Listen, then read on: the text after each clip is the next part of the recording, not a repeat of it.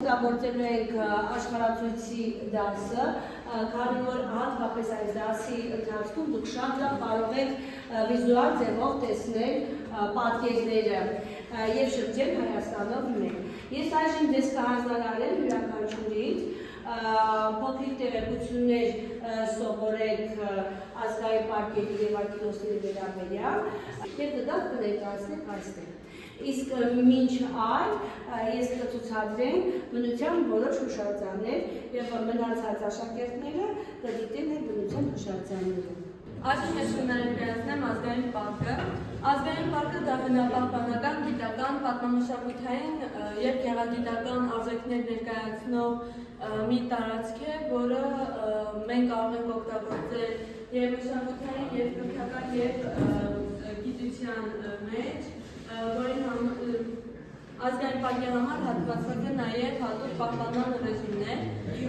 Ես պետք է ներկայացնեմ ազգային պարկերից Արևիկ լիճը եւ Արևիկ ազգային պարկը։ Արևիկ լիճը, Ալթելիս եւ Արևիկ ազգային պարկերը կազմավորվել են 2009 թվականին։ Արգելոցը գիտական, կրթական,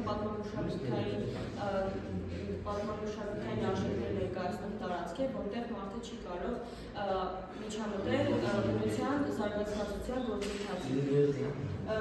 Ես ներկայացնեմ Խոսրովի անտառը։ Խոսրովի անտառը Հայաստանում ամենախոշոր անտառն է, ունի 27,000 հեկտար տարածք, ստեղծվել է 1959 թվականին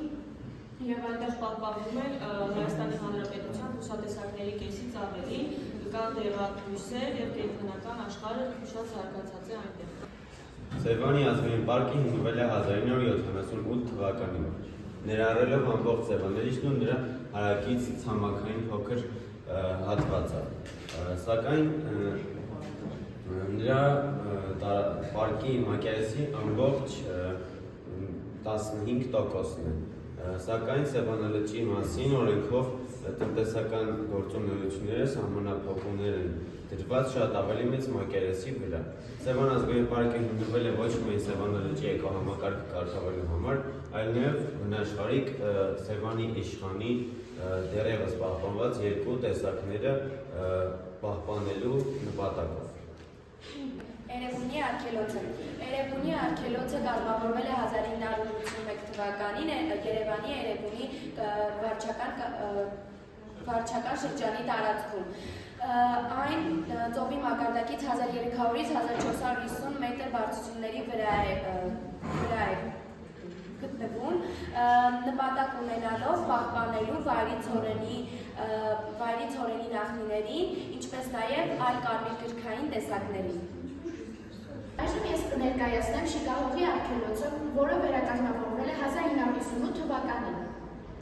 Այն նպատակ ուներ պահպանելու տարածքի անտառային բուսականությունը եւ հատկապես ռելիկտային սոսի արևելյան ծառատեսակը։